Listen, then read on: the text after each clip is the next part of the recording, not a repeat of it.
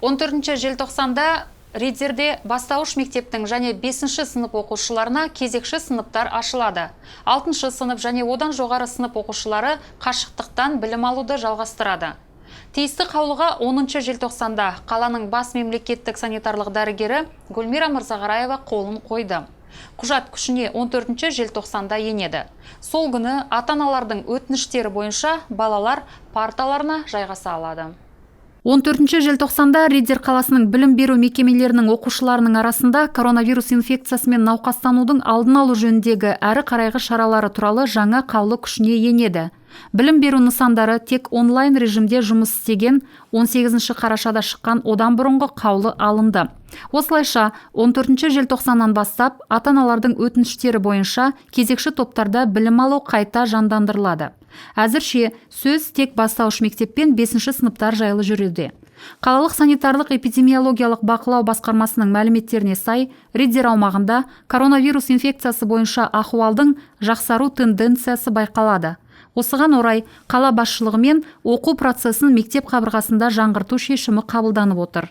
Күні бұрын білім бөлімінде қалада балалар арасында коронавируспен науқастану төмендеп келе жатқанын, сол себепті біріншіден 5-ші сынып оқушылары үшін кезекші сынып жұмысын ұйымдастыру шешімі қабылданғанын түсіндірді. 10 желтоқсанда Ридзердің бас мемлекеттік санитарлық дәрігерінің тиісті қаулысына қол қойылды. Ал бастауыш мектеп және 5-ші сынып оқушыларының ата-аналарын мектептердің жоспарлы ашылуы туралы алдын ала хабардар етті. Естеріңізге салсақ, Поперечная және Бутакова ауылдарының аз жинақталған мектептері күшейтілген санитарлық эпидемияға қарсы талаптарды сақтап, штаттық режимде білім алуды жалғастыруда. Қалған қалалық мектептерде айрықша өкім шыққанға дейін қашықтықтан оқу форматы сақталған. Дүйсенбіден бастап мектепке келіп оқу туралы хабар бір ата-аналарды қуантты, өйткені балаларды ата-аналар емес, ұстаздар оқыту керек. Кейбіріне мектеп және спорт киімі, аяқ киім, кеңсе құралдары сатып алынбаған. Ал үшіншілері 14 желтоқсаннан сабақ оқуды қисынсыз деп есептеді. Өйткені алда ұзақ мерекелік демалыстар мен жаңа жылдық каникулдар оқуды 3 тоқсаннан бастаған жөн дейді. Жоғары сынып оқушылары үйде отырып қалды. Қашықтықтан оқу оларға білім қоспайды деп ойлайтындар да аз емес. Ал 9-шы және 11-ші сынып оқушыларын алда емтихандар тапсыру күтіп тұр.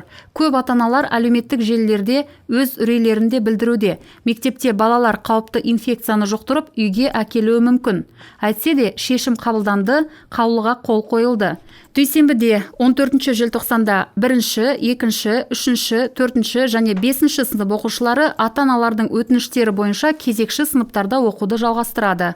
Ал Ридзердің бас мемлекеттік санитарлық дәрігері коронавирус инфекциясының алдын алу және қауіпсіздік шараларын сақтау маңыздылығы туралы ескертеді.